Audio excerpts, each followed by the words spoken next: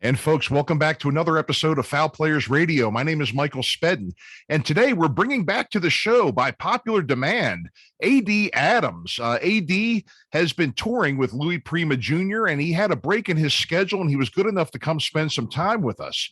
He was a very popular episode about a year ago, last March of 2021. He got a lot of listens, and we got a lot of compliments on him. He's got a lot of friends here in the Maryland, D.C. area, as well as in other places across the country in his new native state of Arizona where he's living. He is just full of great stories and is just a wonderful guy to talk to, a great conversationalist, and he was really... again, in popular demand, people wanted more of him last year. We finally got the opportunity to bring him back on board and do another interview. We talked about in the first episode with him, his career, basically in his DC days, kind of leading out to his move to Arizona. And this time we kind of focused on the move to Arizona and post. We also talked a lot about the Louis Prima Jr. tour that he was on. And some of the hardships and realities of getting out there and touring with COVID still being a thing. That definitely put some hardships into that tour. And he told me some pretty eye-opening stories about that. D.Adams can be also heard on the Shabby Road podcast, where he sits down with some co-hosts and some friends, and they talk about old vinyl. They play their old vinyl out of their collection and talk about the records. And it's a fun listen if you ever want to check that out, the Shabby Road podcast. He is also endorsed by Firth Drumsticks, Paiste Cymbals, Aquarian drum heads, and TJS Custom Drums. You can also see him on The Recording Artist on Amazon Prime. You can find out about that as well on the recordingartist.com and on the louisprima.jr.com website. So there's lots to find out about AD. And we'll be back with AD right after these words. But first, the Fowl Players of Perryville will be returning to the Western Maryland Scenic Railroad this weekend, the 14th of May. At 6 p.m. If you're interested in tickets, www.wmsr.com. We'll also be back on June 4th and June 11th. So we hope you come out and enjoy the show. We will also be on Maryland Party Boat down in Middle River, 1901 Old Eastern Avenue. We're going to be there on Father's Day, Sunday, Father's Day. I believe it's June the 19th. For ticket information, you can get links to these sites to get your tickets at www.fowlplayersofperryville.com. Stick around for D.Adams. We'll be right back after these words.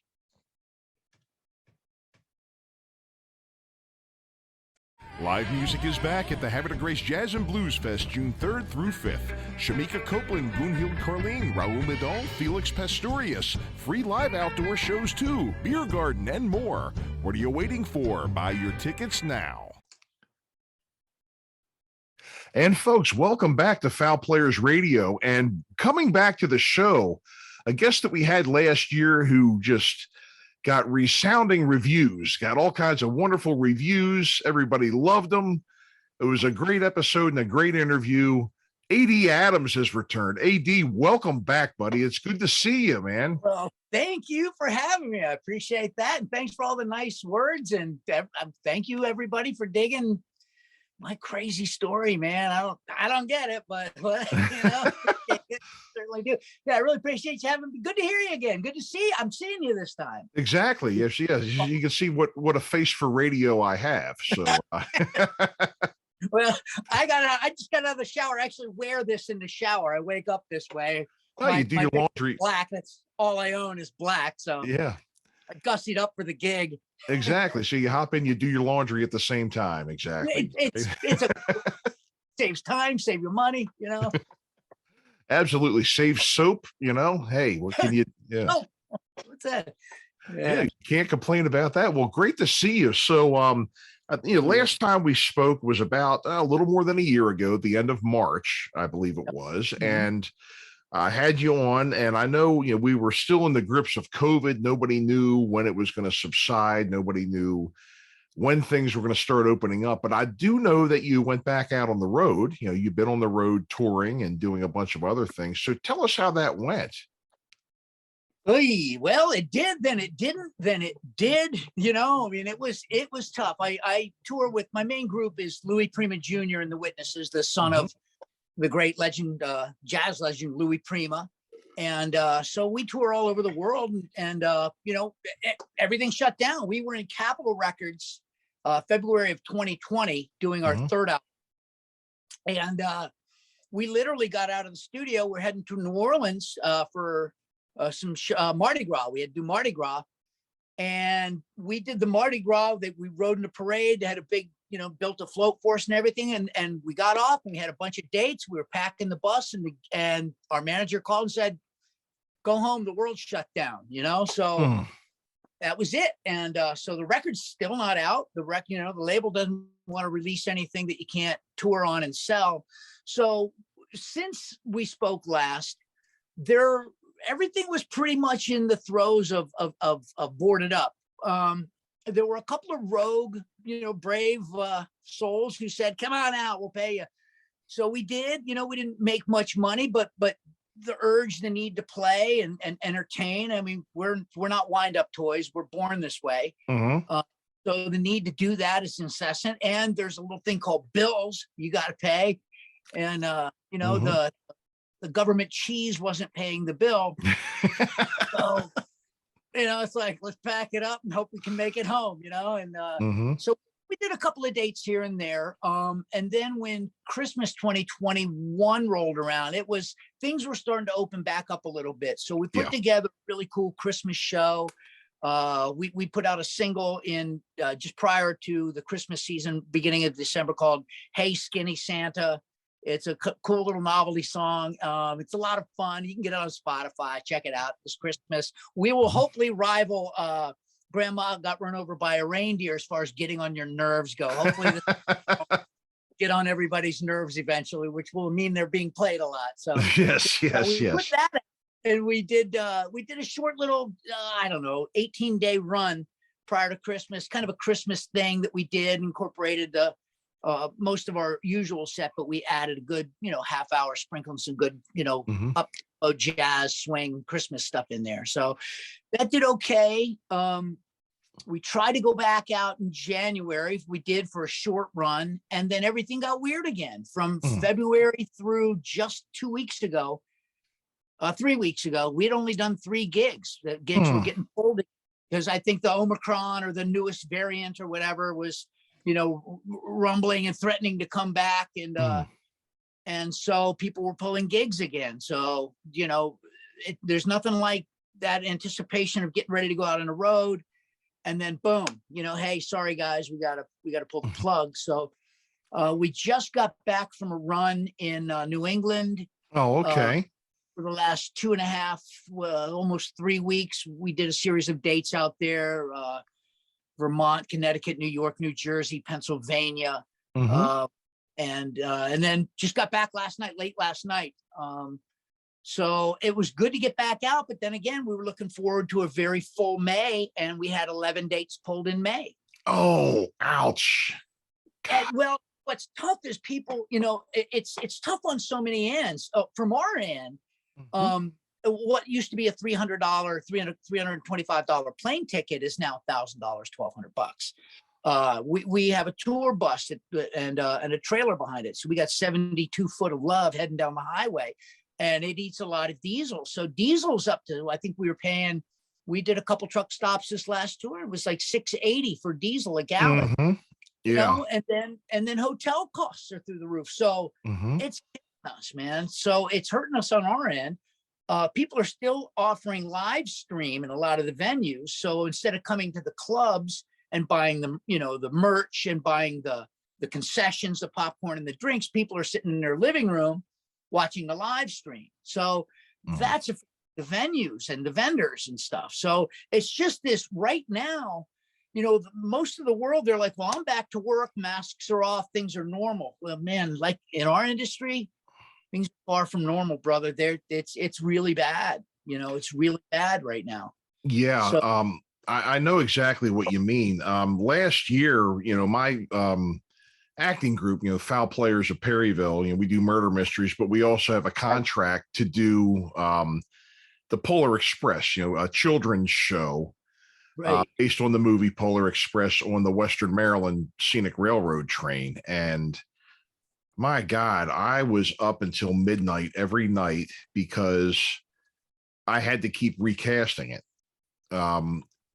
People, the thing is that's ironic about it was the cast was not catching COVID on the train. We had, you're in the train, we had 9 train cars with about 100 people each, 3 or 4 times a day, Friday, Saturday, and Sunday, performing in front of, a couple thousand people a weekend. And nobody was getting sick on the train. The thing was that I had people coming in at different times, cast members coming in at different times. Before they got to the train, they were testing positive for COVID. And, we were able to, protect ourselves pretty good. Nobody in the cast caught it while they were on the train. People were kind of halfway wearing masks and not, and we were masked. We actually wore plexiglass masks. Okay, right. They kind of look like the mask that Hannibal Lecter wore, but they were see-through. That was awesome. We would wear those because that you want to be able to hear and see the person speak. Yeah. I think those were possibly the masks that people wore for the deaf people wear. So their face is covered, but you can see their mouth while they do sign language, while they, I guess, right. read their mouth, read their lips. And so we were wearing those. Again, nobody in the cast caught COVID from being on the train. It was the people that couldn't make it. They were scheduled to work a weekend or something like that. And then they called out, because of COVID. So I was constantly on Facebook, auditioning people. Now, the thing is, the good part about it was I found it's a lot of work, but the good part about it was I found some really good people who I'm going to use again. That came into the troupe, and they came right in and they just hopped in there and knocked it out of the park. And they'll be back, as long as they want to come back for it's good having a nice bullpen, isn't it? It really is. Yeah, having a bench, you got to have a bench, man. If not, that's the way it goes. But I can't complain. It turned out to be successful after all. I mean, it was really stressful for me, and I have a couple of people that are sort of my right hands in the troupe. And then, things got a little bit better. We had a good New Year's Eve show. We had a good Valentine's Day weekend up there, going back to doing murder mysteries. And they're a great client. That's a really fun. And I've had a couple of, the thing that's good about it now is since things are opening up, hopefully, knock on wood. Yeah, right.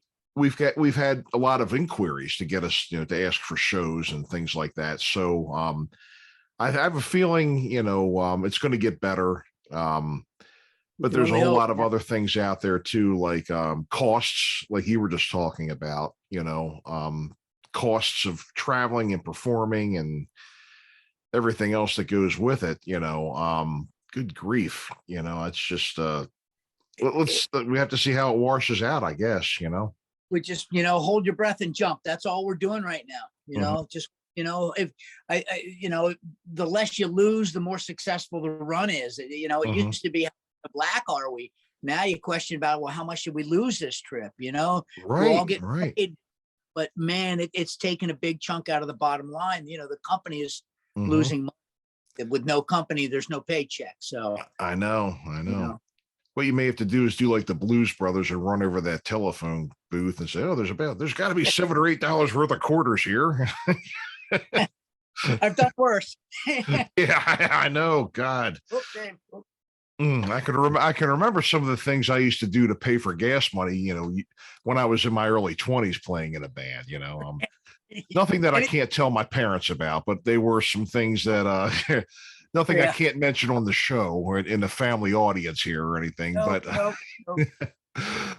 yeah, it was, some of the things we did just to raise a little extra money to keep the band going, yeah, you got to do what you got to do, you got to do what you got to do. So, so I've been trying to stay busy, and there's a lot of downtime, in between. So I've been, I teach drums here at my studio, and so Wonderful. that's been, I still have decent enough students to get me through.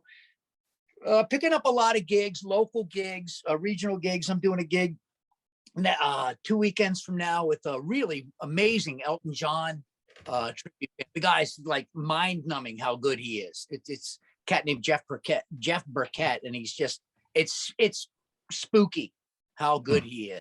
And look, and the whole bit. And then I'm doing these gigs with this cat named Hollywood Yates, who is his resume. Let me tell you, he's a WWE wrestler. A rodeo championship, 3-time champion bull rodeo clown.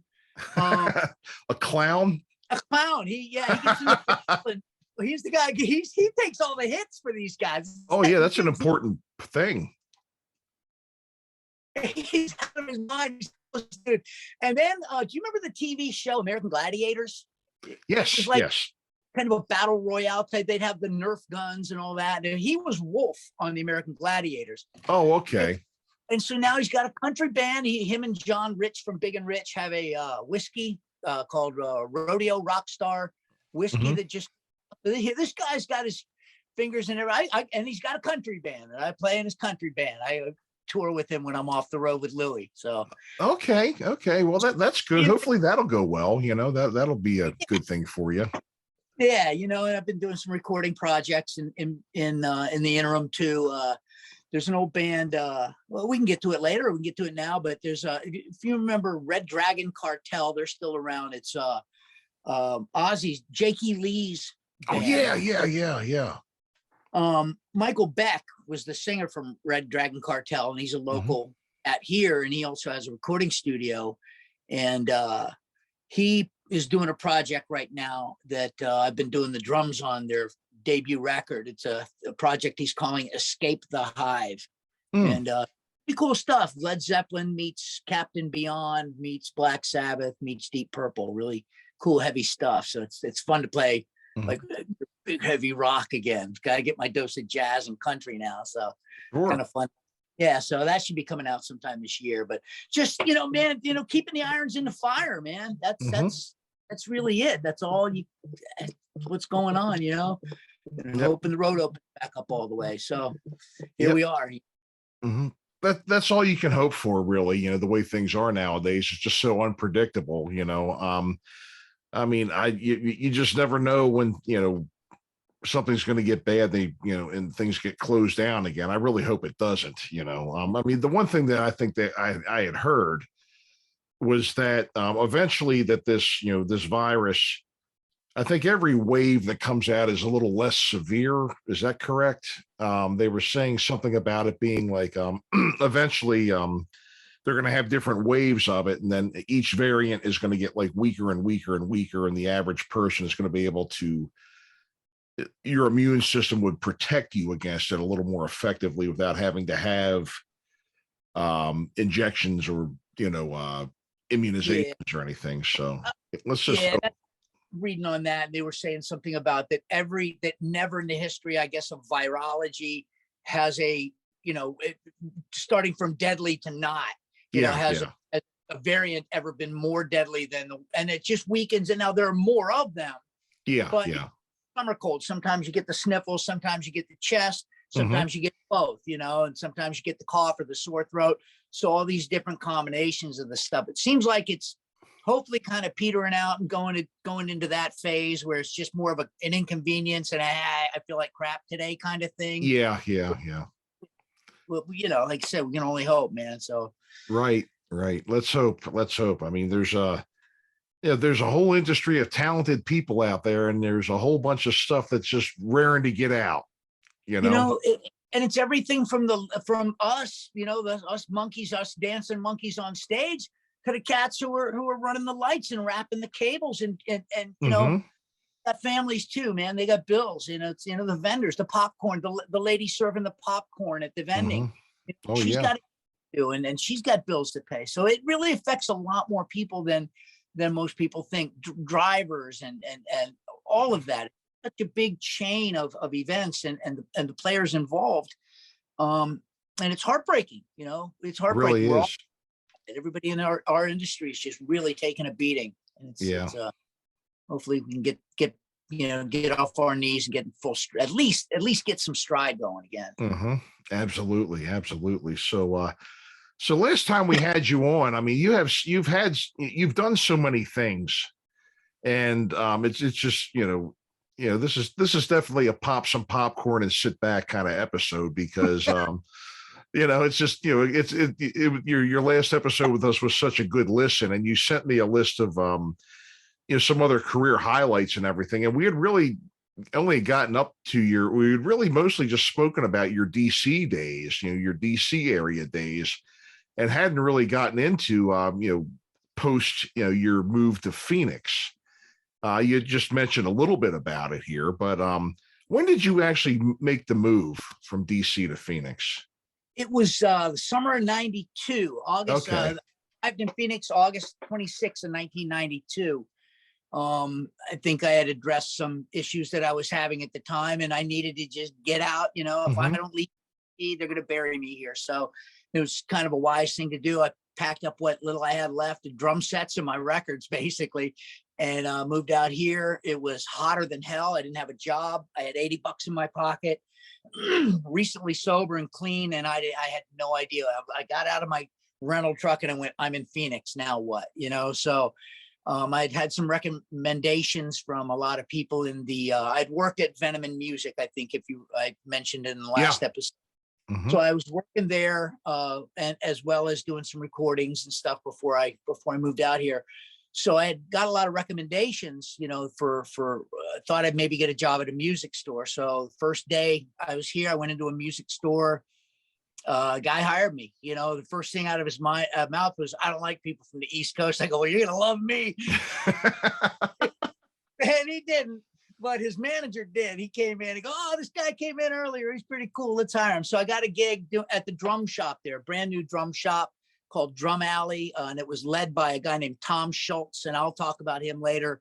One of the greatest dudes I've ever met, one of the dearest friends. There's a great story, and I'll tell you that one later because it's pretty interesting. But I worked at this music store, landed on my feet. And from there, I didn't know anybody I didn't know that I knew anybody, but I ran into randomly some guy was in a store, another drum shop in town, before I stopped at the one I got hired at.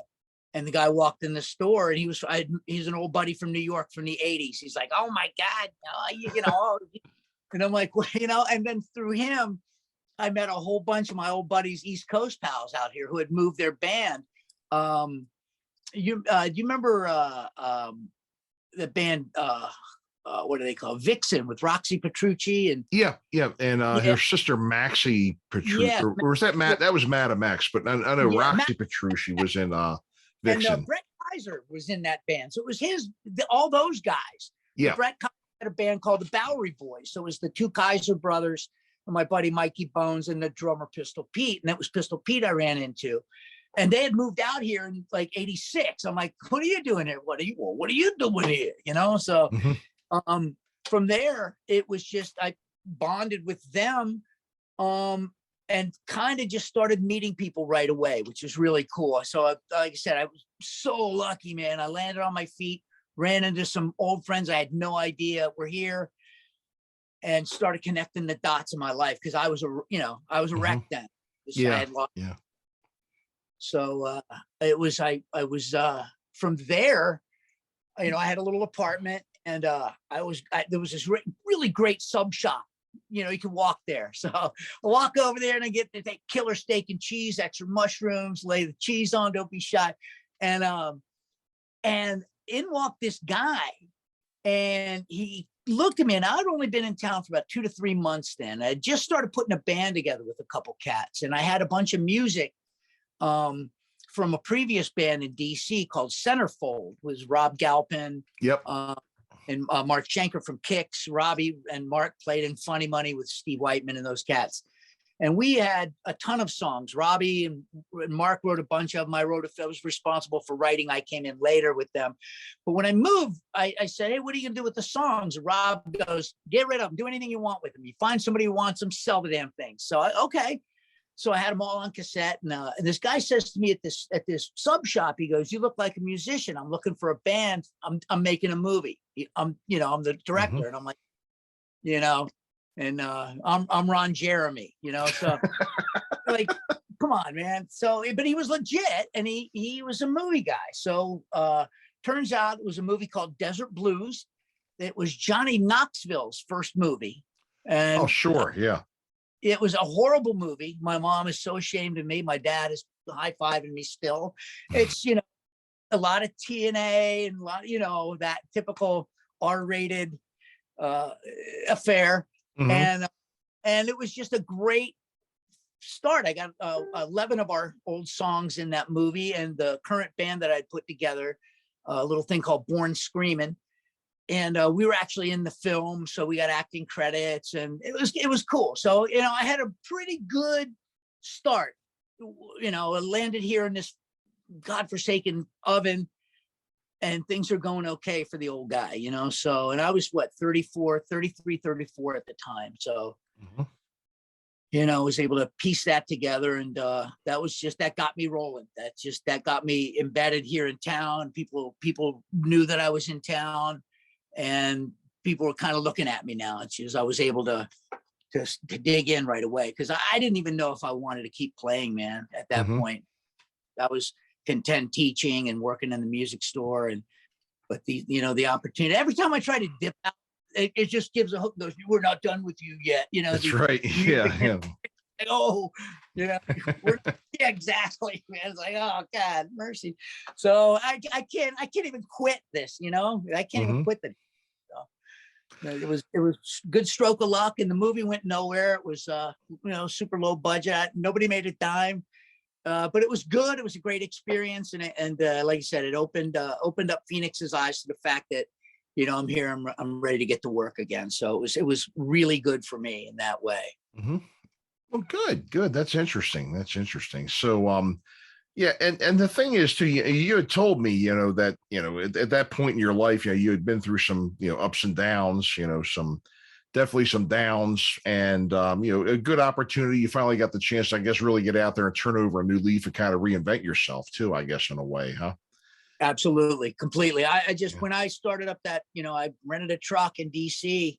When I started that truck up and pulled out of the driveway, it was like my Mary Tyler Moore moment, my around like, and then when the hat hit the ground, I'm like, oh man, what have I done?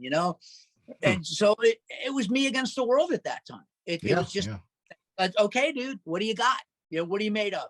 You can do something, or you can continue doing it. And either way, at least I was past my troubles and I had a job. So I thought, okay, but on my way to Phoenix, I'm like, I had no idea what was going to happen. It was terrifying, man. It really was. It was terrifying.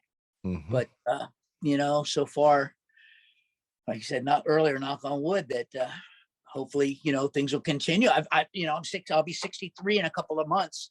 Oh, okay. So, I'm sorry, in a couple of weeks. So it's 30 years here, and I'm still in the music industry. So it hasn't killed me yet.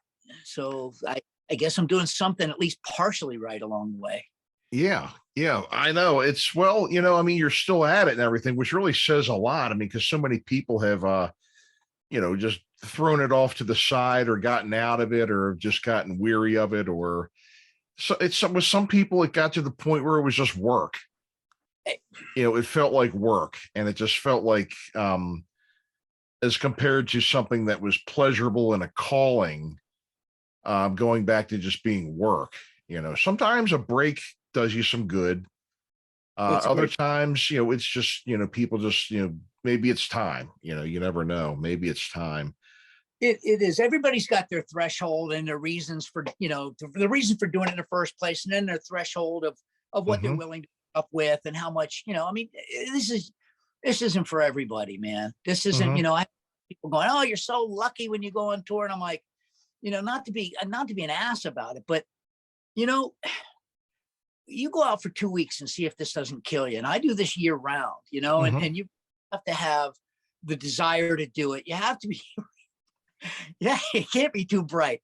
You I mean, it will beat you up out there. So you have to be willing to take a beating, man. And man, leave your ego at home, because you ain't get no mercy out there. Oh, you're not. You're absolutely not. And well, another thing too is that it's people have to be willing to pay some dues.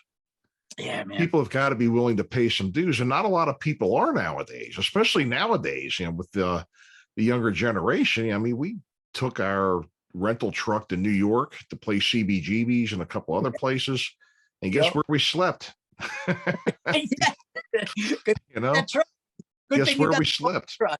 Yeah, we were able to go in and wash up. Not that washing up in that bathroom was any guarantee of any kind of hygiene, but putting more stuff on you than you're getting off. And, oh God, you remember that place, don't you? That bathroom, Jesus.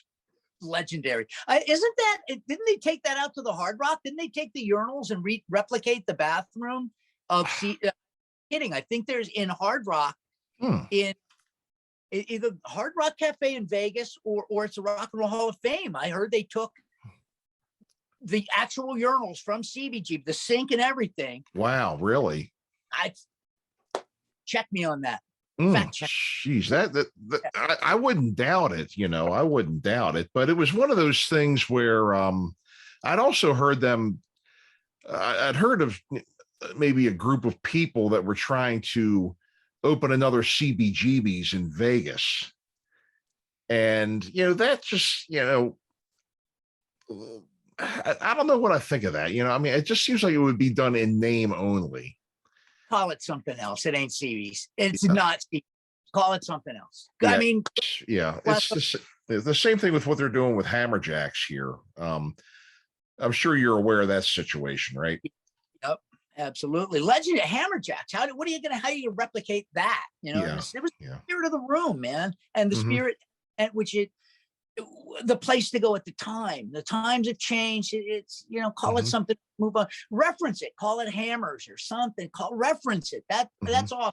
That's a tip of the hat. I think that's a fitting tribute, and a lot of people appreciate it. But it's like opening a place called the Bayou, and I was like, no, no, it's just not the same, right.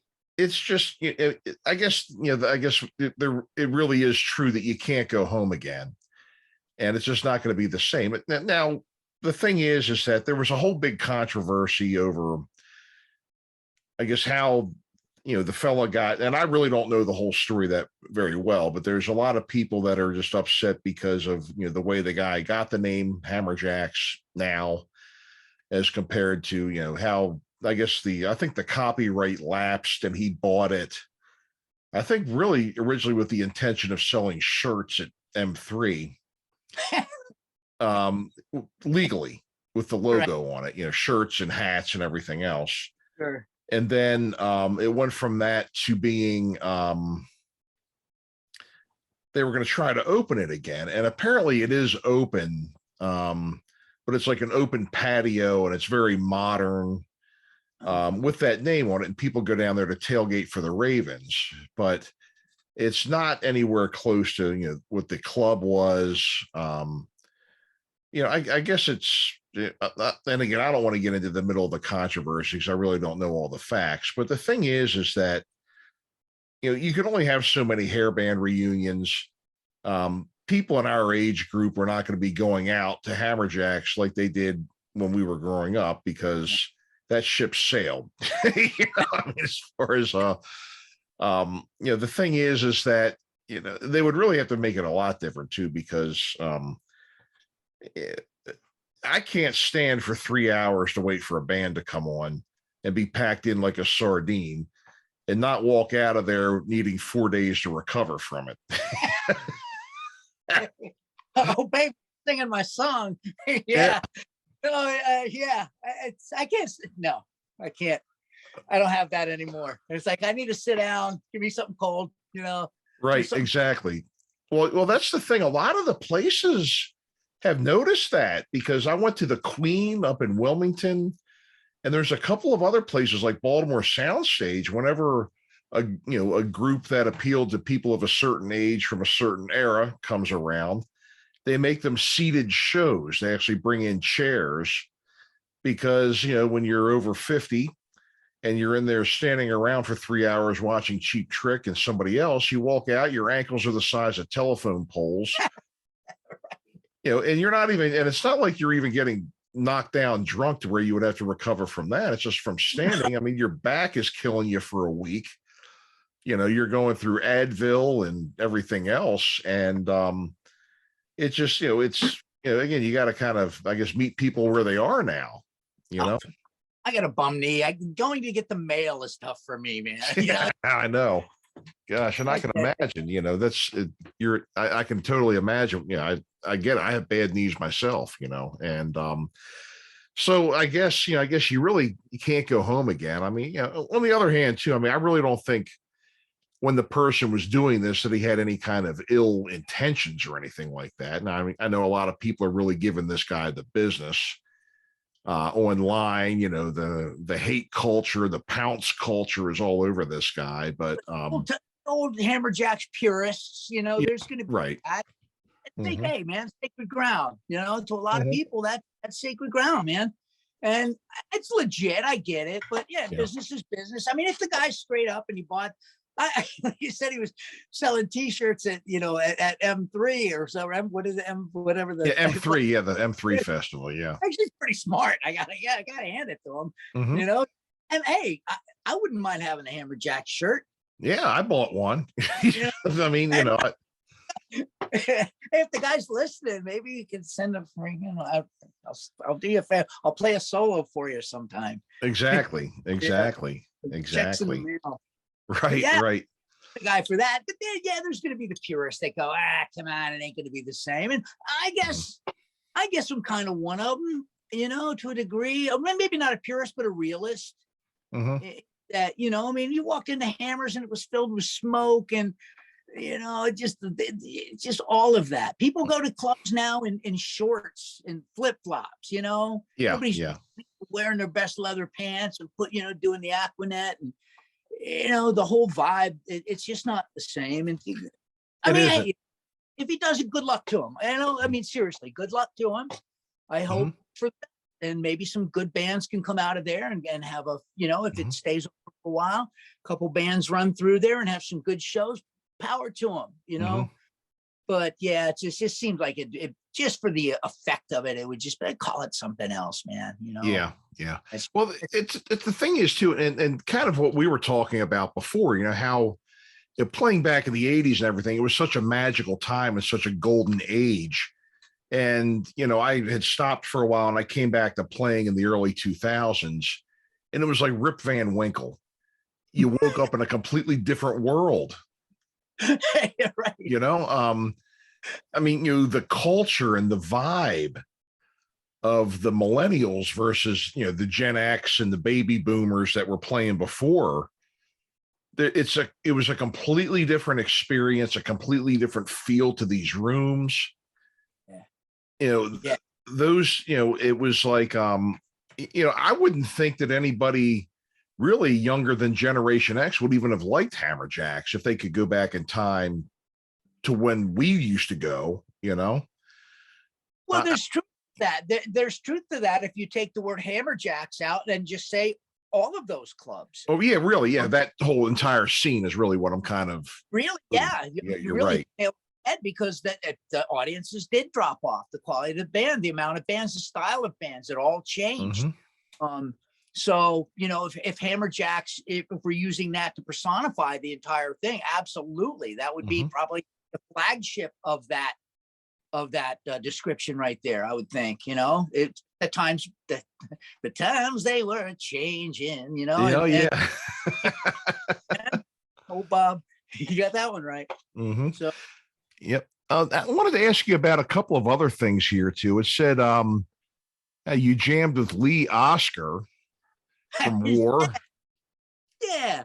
Of the harmonica fame, you mean? Yeah, Lee Oscar, man. He was. I think I have a couple of those. They're good ones. Yeah, yes, they are. Yeah, there's a lot of working parts with his things, man, and different keys that you can buy and stuff. But he was doing a gig. There's a really cool room here in town that I've got a really good relationship with. Played there with a lot of different acts, national acts, international acts, local acts. It's called the Rhythm Room.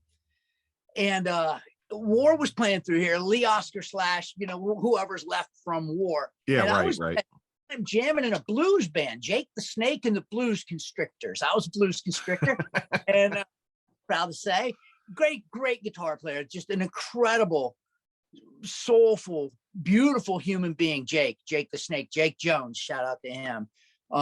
So much love for this cat, and he, I met him at a jam one time. And he goes, he real humble, quiet. He goes, would you like to play some drums with me tonight? So I'd love to. So well, I play the blues. And I said, well, I'm a rocker, but I can play the blues if you don't mind, at humble pie style, but he's more of a traditionalist. So he's playing the blues and I'm playing the rock blues, and we hit it off. And he goes, we're going to play a lot together. So ended up joining his band, man. He's one of these cats that worked for Intel, was making six figures. Sold it all, gave all the money to sold his house. When I met him, he was living in a friend's garage with no air conditioning. By choice. Choice. I'm like, hey, how come you? He goes, hey, D.Adams, you cannot play the blues in an air conditioned room, and so that thing feels deal. So I was just so blessed to really be hanging with this authentic blues cat. We ended up getting this gig with Lee Oscar with War, and he apparently liked what we were doing, and he jumps up on the stage and, can I play some songs with you? We're like, absolutely. So he finished the set with us. He played 6 or 7 songs with us, and I'm just, and we played all his, songs that actually, a couple of them that he was going to play later in the night. He goes, well, you guys do you know this one, and do you know that one? Jake's like, I know that one. So we'd play some tune. We're playing with Lee Oscar, and I'm busting out some cool War stuff. So that was a thrill for me. Oh yeah. I can imagine.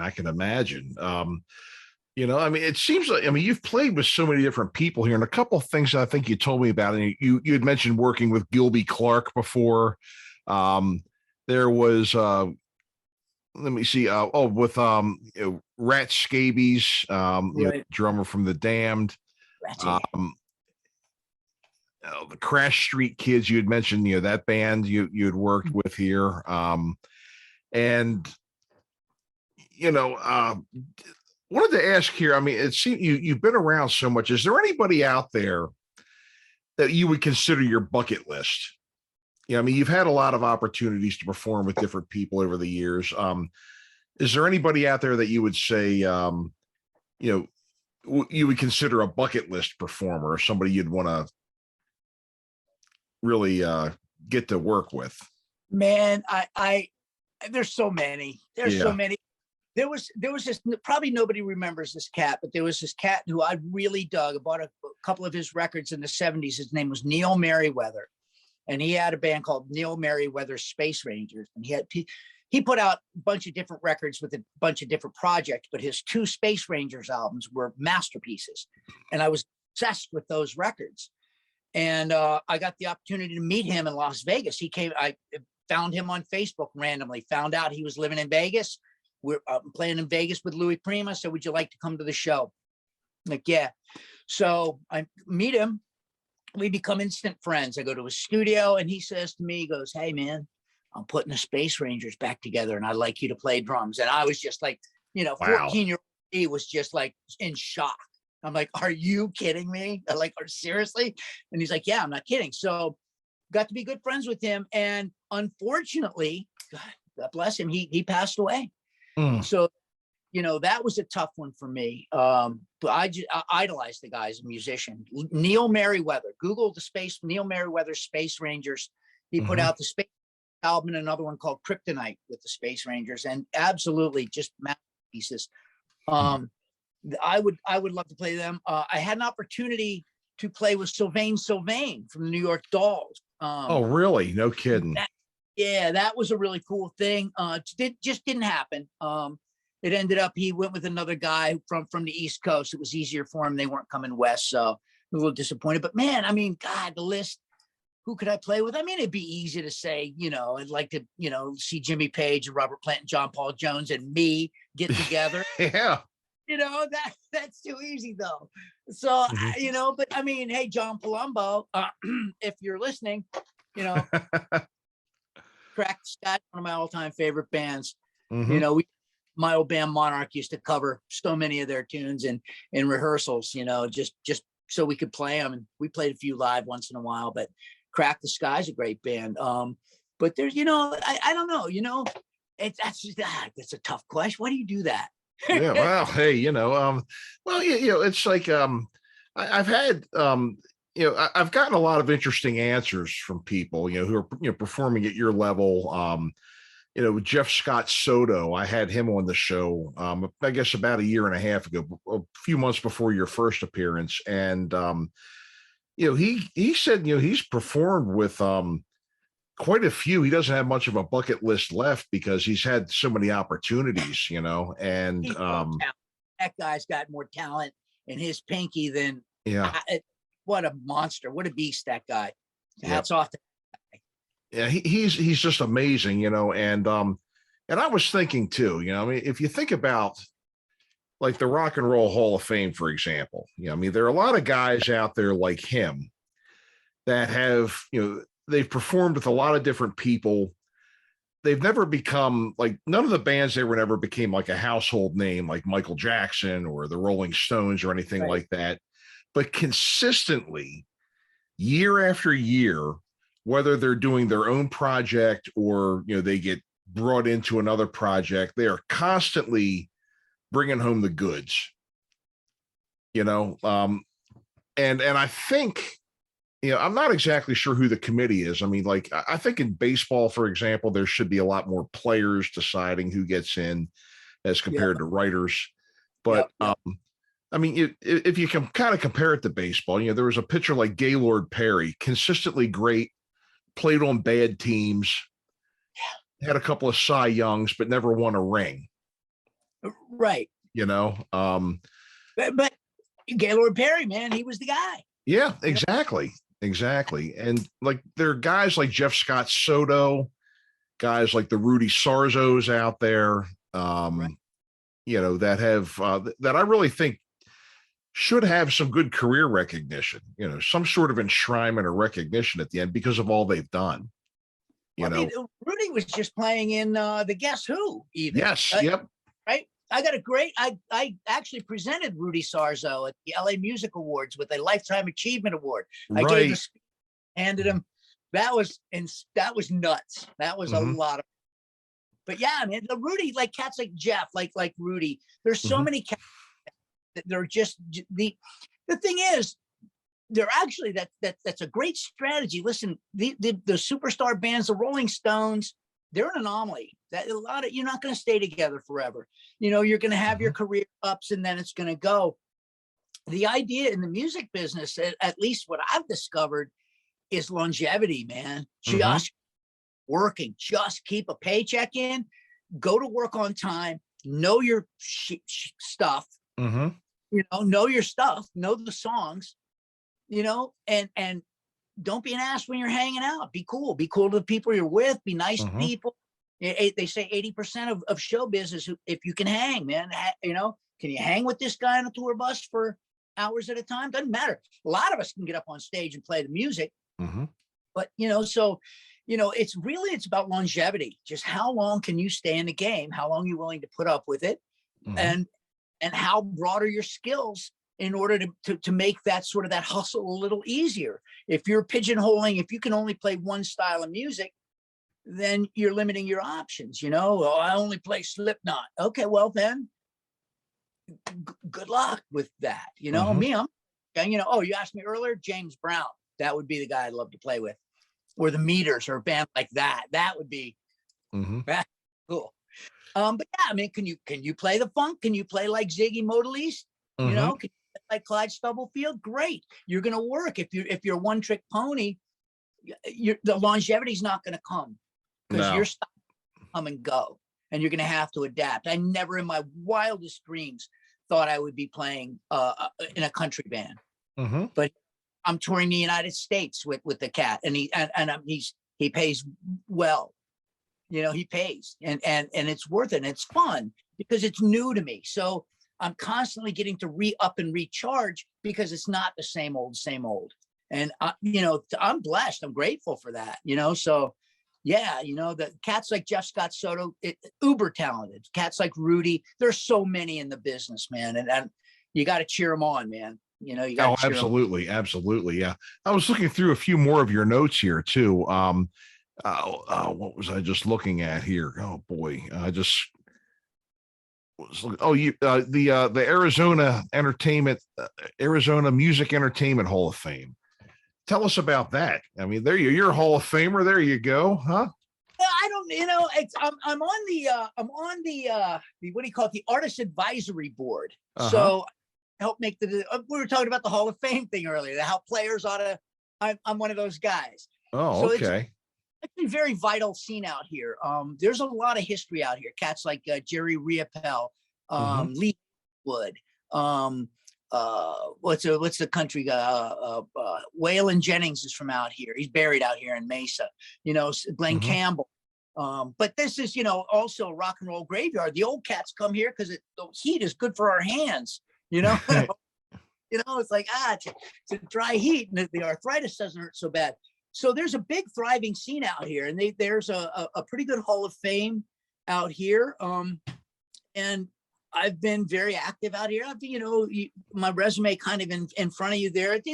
I'm not in the Rolling Stones, but I've done a lot of decent work that I'm pretty proud of. So I guess they recognized me and said, "Hey, would you be interested in doing this and being a part of this?" And I'm like, "Absolutely. What do I have to do?" And they said, "Well, you just did. If you said yes, that's all you have to do." Like, well, all right, well, that was easy. So, they have meetings on who's going to be inducted and who's not, and why, and you submit, you network, and you champion these people that have influenced the great state of Arizona, and its history. Because I mean, the music scene back here goes back to the frontier days. I mean, literal campfire music, man, back in the 1800s, before it was a state even. So there's a big history of that out here, which really surprised me. It's a thriving scene with its own unique history. A lot of storytellers out here. Oh yeah, yeah. That's true.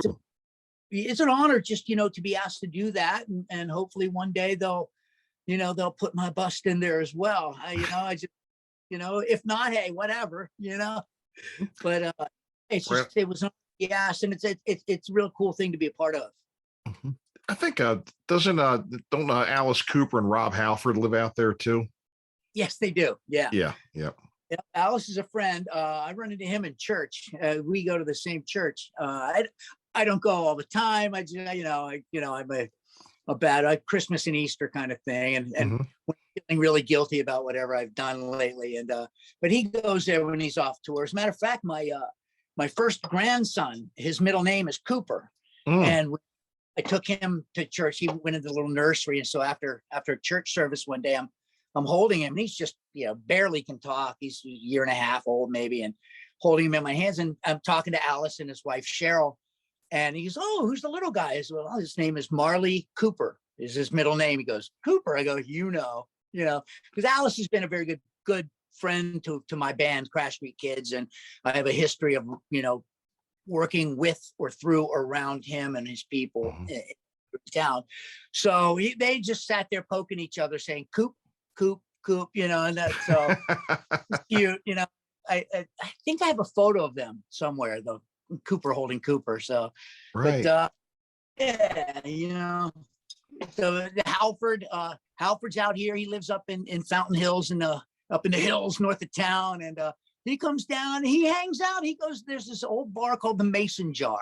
Every band on there. It's like CBGB's of Phoenix. It's a real shithole. I mean, it's just like, sorry. I don't know. That's fine. All right, cool. So, and you'd find Rob Halford sitting at the bar, just hanging out, watching some garage band play. And it's cool. You go up next day, buy you a drink, let me get you one, It's freaking cool. So, they're just regular, you'll see Alice at the Circle K, picking up bars or whatever. They're a real good part of the scene, and they're very cool, very unpretentious, just good guys, man. And Alice has his hard rock, what's it called, the Rock out here, and it's a teen center where kids can go have instruments and lessons and recording studios, all free.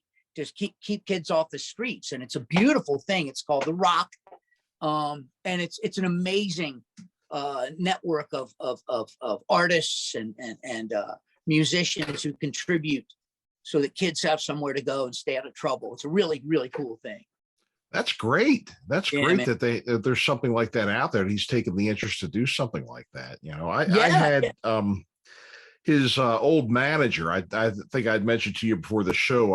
I think one of my recent episodes was with Dave Liebert, who was Alice's road manager for, I think from the late 60s till about 76 or so. And was with him when it was, when the band was Alice Cooper, and then, he had made it like he was Alice Cooper and then had his band. He was like more of like a solo endeavor. The Warner Brothers era, right? Yeah, right. And he was just, he told me some great stories and talking about, and a lot of the things he was saying was just like you were saying, that he really is, good people.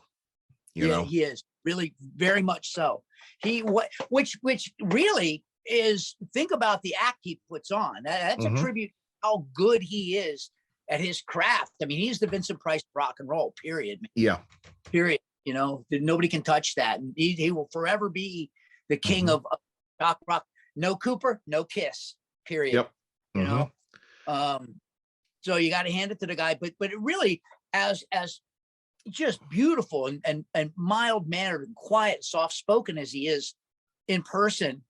And you look at the hellion, the horrible human being that he staged. It really does show how absolutely talented, singer or not, whether you like his singing style, it shows you how great a performer he really is, man.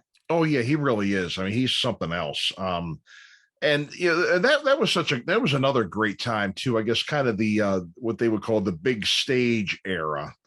Yeah. And the Kiss, the Alice Cooper, George Clinton's Parliament Funkadelic, the Mothership tour. Oh man. Yeah. ELO. Yeah.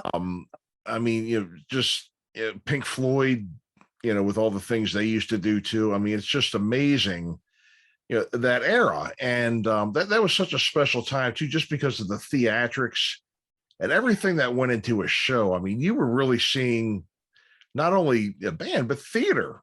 I mean, you were really seeing a lot of that, Visual, I mean, Grand Funk back in the 60s, they did the Shea Stadium and they were great. Hey, fantastic. Woodstock, great. All of it, great. Love it. But man, when Alice did that show, it was a game changer. And little me went to that first tour that I could possibly, I think it was Love It to Death, maybe it might have been the Killer tour, but I've seen that old band, the original band, so many times, man, I couldn't even count, and just blew my little mind, and look back on it fondly and go, that was the beginning. That was the beginning. Matter of fact, Crash Street Kids, my band Crash Street Kids, when it came time to do our first show, Alice allowed us to set up in his rehearsal studio because we had drawbridges. We had a piano that elevated 30 feet into the air. We had confetti bombs, cheerleaders, graffiti. I mean, it was a full-on show. And Alice became a fan, and we ate dinner with him one time. And he goes, so where'd you get that idea? And I'm like, you got to give the man credit, who didn't get it from him? I mean, you see pyro nowadays, everybody goes Kiss, Kid. Nuh-uh. Alice Cooper didn't have the pyro, but it was the show. They just found a new way to express it. But come on, man, those old shows, he's still doing it, man. The shows are still funny. They're hysterical. They're, it's like, dude, look at a giant, furry 12-foot Cyclops shooting lasers. Freaking awesome. How do you not like that? Oh, I know. When I was in Orange Seed Parade, we tried some big stage stuff. I mean, as big as we could, given the clubs we were playing. Right. I mean, we weren't really playing anywhere like an arena where we could do that, but we did bring some big stage stuff out and some costumes and that kind of thing. And it is a lot of fun. You know, it really is a lot of fun to just add that element to your show, and and audience appreciates it. Listen, I'm still a fan. If I go see a show and somebody puts on, I don't get does whatever, goes that extra mile to entertain, they rule, man. It's like, give them a show, make me grin, even if it's ridiculous. I just want to go, those guys are nuts. Yep. There's something wonderful about that. I think the art of entertainment, though, and there's a fine line, though. Think about this. I think the art of entertainment is now being blurred. The music and the entertainment are being blurred. Now it's almost like, if you don't have 45 dancers, if you don't have pyro, let's take all that away and let's listen to that band now. Let's take away all the technology. How good's the band? How good are the songs? So the two go hand in hand, but they're also separable in that aspect, seems like to me too. But Coop had the songs and he had the show. So, most definitely. Yeah, fire and rain. Yep. I was also kind of looking at too. You had worked with you had mentioned working with Jake Eatley, the Red Dragon Cartel, and the other one I wanted to ask you about was right here in the notes. It was with which one was it here? Well, you sent me a book, Trickster, Pete Loran.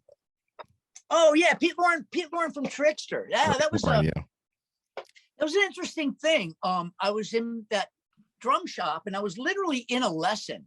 And the rule is, if I'm in a lesson, do not disturb. But my buddy, the Tom Schultz, the guy who ran the drum shop, knocked on the door. Said, I think you need to take this. So, I took the call, and it was the president of Ezra Records, a small label based out here. And he said, I hear you have a studio, a rehearsal studio. Yeah. He goes, well, is there any way that we can rent that out from you tomorrow night? And I was like, well, sure. Why not? Right. So I asked him what it was for, and he told me, and I wanted to meet him. So he came by the music store and he dropped off a 6 song demo that Pete had released. Pete had released after Trickster, sort of a solo project, and he was living out here. And I listened to it. I had some downtime between students, and I put it on. It was a CD. I listened to it. I'm like, pretty good stuff. And so the next night I met them at the studio, had everything set up for them. I had a drum kit, all the amps ready, the mics were all, fixing. And they came in and the drummer never showed. Oh, so man. I had listened, all I had done was listen to these songs like once, maybe twice through. I had no intent. I wasn't learning. I was just listening to them. Well, it's pretty cool stuff. So the guy said, well, you're a drummer, right? He said, can you at least keep time? Well, I sometimes that stuff locks in your head, and we went through the songs, and apparently I knew all of the songs. So, like, well, you want a gig? And I'm like, well, sure, yeah, absolutely. So I joined Pete's band, and we did some shows, and I did a single with him, a single called Jane. Strangely enough, at Michael Beck, the singer from Red Dragon Cartel's studio, long before he was in Red Dragon Cartel. So it was one of those weird coincidences where that loop, that small circle, comes into play. So through Pete, we did a bunch of stuff.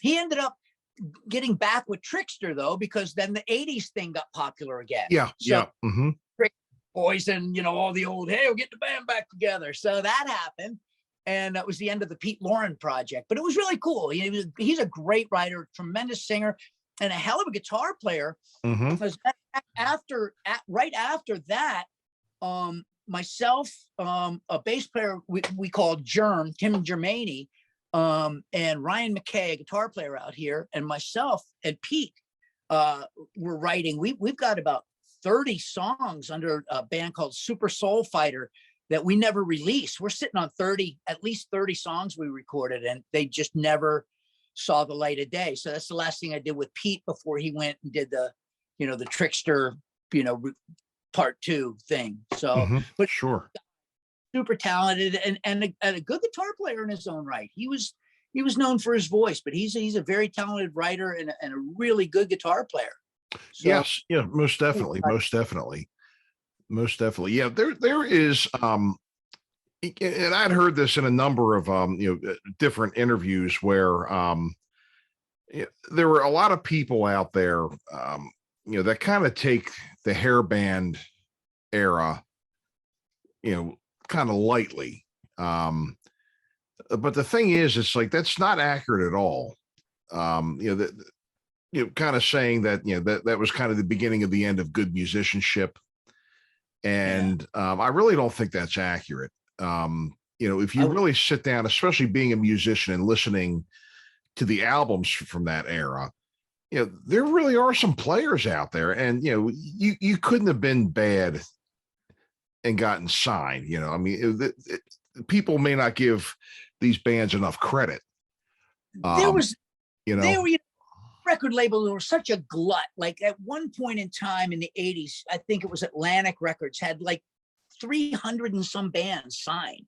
Like that's a pretty small slice of pie. If you're at a pie chart, but U2's getting half of it, and then whoever's getting a quarter of it. So then you got 370 bands splitting a quarter of that pie. So it was tough. So a lot of it was fast, efficient. It was all about producing. Get a good producer. The drummer can't cut it. Get Cozy Powell in here. He'll get it done. Yeah. And that was kind of the thing. So it was. I think that it became production wise. Cookie players were there. The players have always been. Oh yeah, they always were. And it's evident. But I think a lot of times the bass players were dumbed down into playing just pedaling eighth notes. Oh, sure. Yeah. But then they'd riff and you go, they're skilled. Yeah. So I think it was efficiency of time and efficiency of economy. What a lot of that did, and it did hurt the industry, but by no means did it diminish the talent pool. Oh, no. All. Oh, definitely not. I mean, I've been in the studio before, and I know how I pull my hair out in there, as you can tell, but I know how I've pulled my hair out in the studio time and time again. There's nothing easy about that, no matter how seasoned you are. Yeah. And a lot of people, especially younger people, they look back at the 80s and they think it's a bunch of ridiculous, they think it was more about the look than the actual being able to play. But you wouldn't have survived not to play well. You go to the recording studio and you don't have it together, they will bounce you out of there so quick. The next, get it in here. We got, clock is ticking. They didn't screw around. It's serious business. It really is. No matter how silly, dumbed down, whatever anybody wants to call it, it was, you got in that studio and there was, the clock is ticking and the money is on the line and your ass was on the line. And so you didn't have time to screw around, man. And if you couldn't do it, by God, they had somebody right there who could. Yep. Absolutely. And that was kind of the same sentiment I had. I just had Sammy Sirius from the Zeros on the show. Awesome.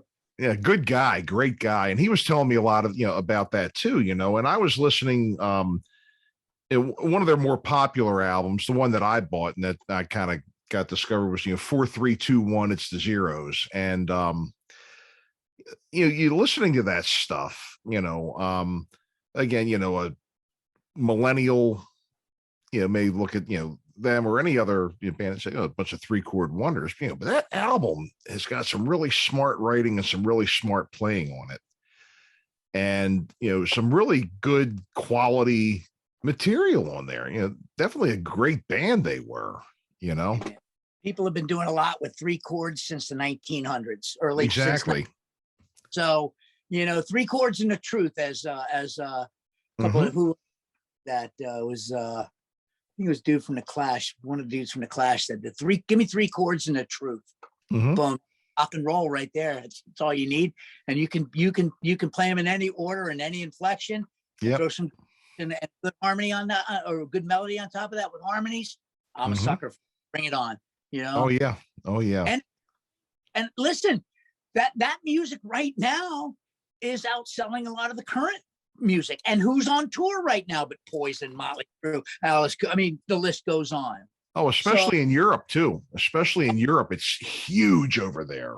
You know, over there are still drawing hundreds of thousands of people, and they're doing it all over. There's in England, there's 5-6 festivals every weekend in different spots, and they're all drawing crowds, and those old bands are just literally reliving the same heyday. Well, good for them, I say. Oh, absolutely, absolutely, and it really, it's a good thing, you know, that they're able to, you know, kind of go back and have a career doing that over there. You know, being able to make their livelihood and, you know, get out there and perform again, and, you know, have their music out there for new generations. And you know, another thing too is that, you know, a lot of these bands are still releasing material, and it's good material. Well, it is, dude. You know. Totally is. There's so much good stuff, and if you look at the newer bands, I mean, listen, there's a couple new bands that I really dig, and by new, that's kind of a relative term, but like bands like Foxy Shazam. Have you heard of them? I haven't, but man, they have an album called Welcome to the Church of Rock and Roll. It's Brown meets Queen meets Kiss, and it's they got a couple records. Foxy Shazam. There's another band I really dig called Big Elf. They're amazing. There's another I really dig called the Fratellis. They're amazing. You know, and they're putting out great stuff. But guess what? 3-4 chords, man, and it's just a new way of doing it. But they're tapping old stuff. You know, you want to make a good cake, get good ingredients. So if you're gonna get funky, you better go to the school of James Brown. If you want to, you know, if you want the big show, you better go to the school of Alice Cooper. You know, and so on. So they're bringing these elements in and doing their own twists on it. Now, I love that stuff, but they're not selling a million records. It's the old cat, Poison, whoever's out. They're still selling the records, and you know, they're up there. You look at the charts, which is confusing anymore. You see, like, you know, Katy Perry, Cardi B, Motley Crue. You go, wait, what? You know, or whoever, you know, and even bands like Foo Fighters who've tapped into the old sound. So that there's something about major the E chord, A chord, and a guitar. That's never going to get old, man. Never going to. You know who I recently saw, who I recently heard and I've been listening to, was a band called Iconic.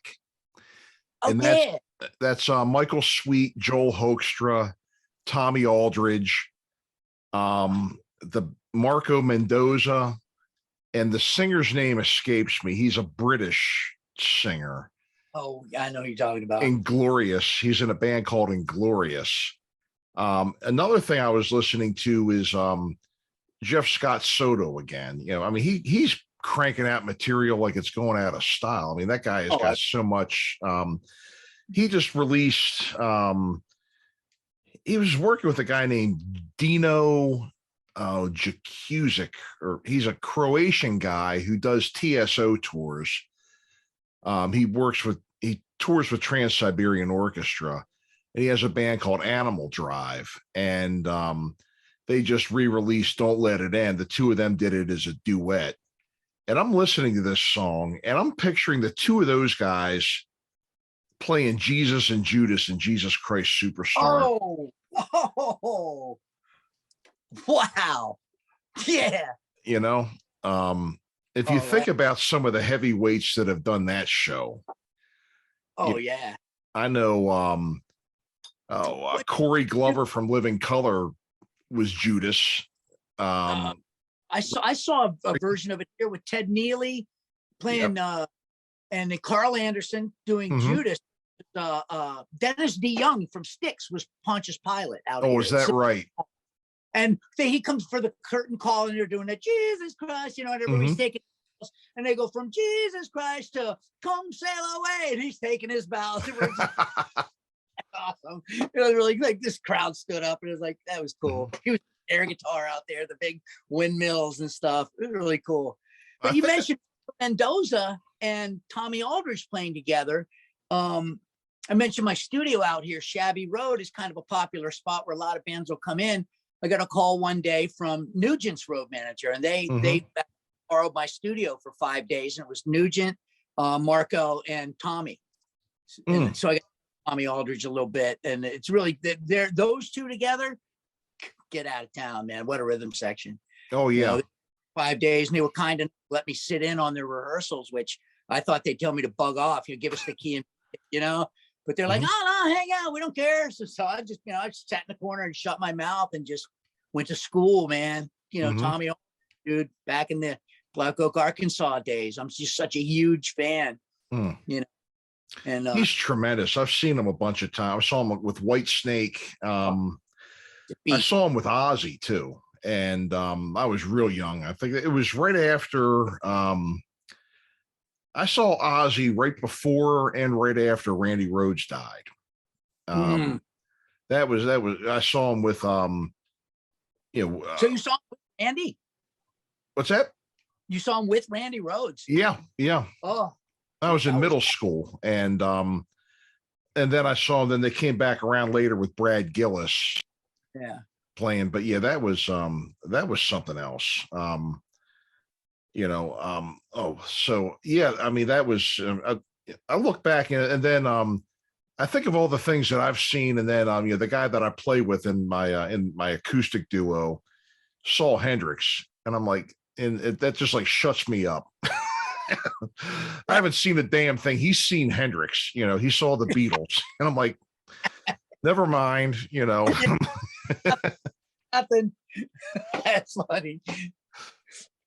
Yeah, man, it's that's a weird story about that whole Brad Gillis and Sharon Osbourne, and they retracked the record and all that. There's a I know they did that to so Lee Kerslake and Bob Daisley wouldn't get royalties for it or something, didn't they? Yeah, she's definitely Don Arden's daughter.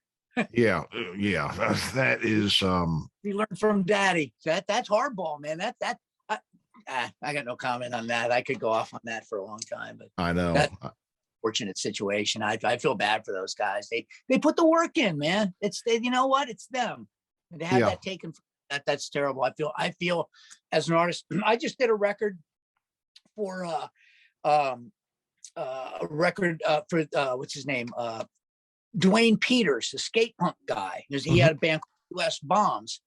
And the record label, they called me and asked me if I could do some songs that they wanted me for like 4 or 5 tracks on the record. So I wrote all the parts, met them in the studio, did my tracks, and God, I did, I think 5 tracks in less than 6 hours, including setup. I mean, it was on, everything was clicking that day, and didn't get a drop of ink on the album. Those are my tracks. I didn't get any credit, on the album, and not getting that. I'm not asking for much. Just put even on tiny little in the corner. Just give me credit. I did that. I want, at least they paid me, and I told them how I wanted credited. So it was on the contract that I would get credit D.Adams, drums, or I said you can put additional percussion. I just put my name on it. I don't care. You could say maraca. I don't, towel boy. It doesn't matter. But I did the work. I put the time in. At least credit. So that was, a little kind of a slap in the face. But to have done it, gotten credit, and then made it huge, and the whole world knows, and then they go, we're going to take that away from you in front of the world. That's, oh man, I don't know, man. There's no business like show. I know, God. Some people are just freaking ruthless out there, Yeah, it's unbelievable, man. It's heartbreaking, and that's what we were talking earlier. You got to have thick skin and just let it go. What happened happened. My whole thing is the world will never know I did that album. It's a US Bombs album called Road Case. The world will never know that I did it. But I got the contract, and I get paid. The money's gone, but I can listen to it. That's me, and so what, I suppose. I was looking at another thing here. You, the town that outlawed Christmas. You had mentioned that you did some vocals and the music and is that I'm a big fan of Christmas movies. I love all my Rankin Bass. I love the Charlie Brown. I mean that's my time of the year. I Good like stuff. Christmas, and then I don't like any other winter, and then I like summer. And but Christmas time, I kind of look at Christmas because I've been working all year and I meet all my goals. And, like the Christmas holiday time is kind of like at the end of the game when the quarterback's winning and he just takes a knee and lets the clock run out. I hear you. And coasting into the next year, right? Right. So tell me about the town that outlawed Christmas, what you did on that. Oh, I get this call. Hey, I hear you do voice work. And I'm like, sure, yeah, I do. And I said, well, we're doing this movie. It's kind of a low budget. What would it cost for you to come out? I had to go out to like Indio, California, which is just across the Arizona, California state line. If you Oh yeah, sure. Mm-hmm. And so they wanted me to sing the opening credits. They had written a song and we need your type of voice. We want kind of an Alice Cooper growl kind of voice. And I'm like, I got that. So I went in there and it's just the cheesiest. It's so low budget. It's a charming movie. They tried, God bless them. The storyline's cute. The acting is horrible. The budget, the lighting, the sound, but the song of the opening credits. I'm going to grandma's for Christmas. I'm going to grandma's for Christmas time. I'm going to, you get it. Big guitars and horrible. And so the lyrics were just the worst lyrics you could ever imagine. And the producers coaching me through it going, I need you to say pie instead of pie. Right. He goes, no, stretch it out. And I just, by the time we're done, I'm crying. I'm laughing so hard. I'm just going, I'll do whatever you want. It's your money. It's your movie. I'll stand on my head doing it. You want me to do it on one? Got it.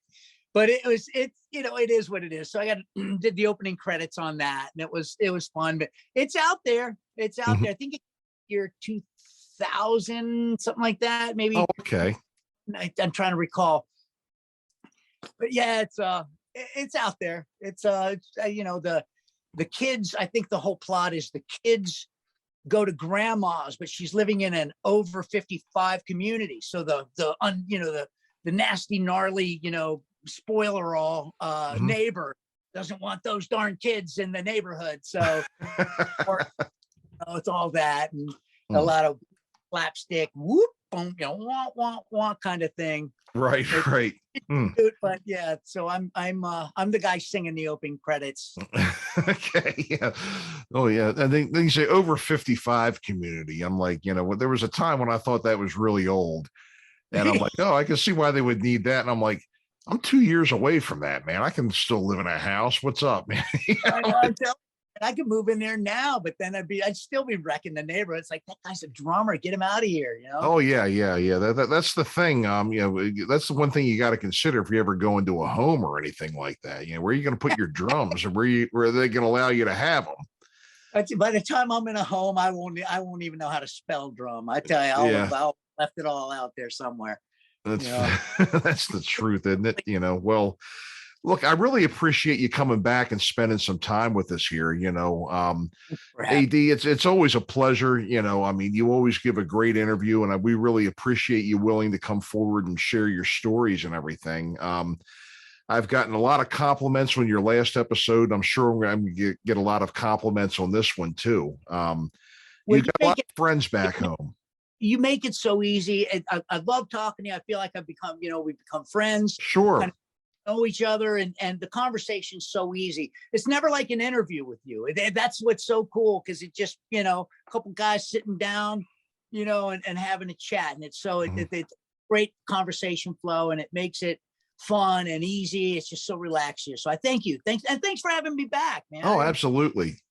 Absolutely. I mean, I was, it's just like I said, I thought last time, we talked for a good while and we barely scratched the surface. And the thing is, I'm sure we could definitely have you back again. And there's probably plenty more things you could tell me too, You think that I won't tell you as well. Right. Well, maybe we'll have Fowl Players Radio After Dark, adults only, or something. Yeah, I don't know. confession episode, right? Yeah. I'm the guy for the job. Yeah, I'm the guy you want to call for that one. Oh, yeah, Right. yeah. Well, at this point, what we'll do is we'll do our shameless plug part, where you can shamelessly plug anything with no shamelessness spared, and be as shameless as you would want to be. So if you have links and you have websites or anything else you'd like to promote, now is the time, sir. I feel I should do it in my Gene Simmons voice, right? Yeah. So, no, I'm actually currently doing a television show that you can see on Amazon Prime. It's called The Recording Artist. Okay. With Otto Daniolo. He's a producer. He's done everyone from Lyle Lovett to Alice Cooper to Kenny Rogers, all kinds of cats. But it's The Recording Artist, and you can see that on Amazon Prime Television, or you can go to therecordingartist.com and actually watch bands record songs live and chime in like, hey, dude, I don't like the bass part. You can write in literally as they're recording the song. It's a great concept. Oh. That's Recording Artist on Amazon Prime and .com. And then currently working with Louis Prima Jr., LouisPrimajr.com, Louis Prima Jr., and touring all over with him. I got to thank my endorsers, my sponsors, Vic Firth Drumsticks, Paiste Cymbals, Aquarian Drumheads, and TJS Drums. Got to thank them. They've been with me every step of the way, and I can't seem to screw up enough to piss them off enough to fire me yet. So God bless them. I guess let's see, what else am I doing? Gosh, well, D.Adams, you can find me on social media, and there's other stuff that I know I'm forgetting, but I'm not good at this kind of thing. I'll tell stories, but I'm plugging when I clam up and get weird. But I'll think of something. I'll talk about it on the next episode or something. You still have episodes of Shabby Road out there to hear? One, yes, Shabby Road Record Show. Okay. It's a podcast that we did. It's all vinyl, and we're playing music from our vast. I have thousands of vinyl albums. I'm a vinyl file, and so we play songs from our own personal vinyl collection, and we dish on everything, and it's R-rated and a lot of fun. It's get episodes.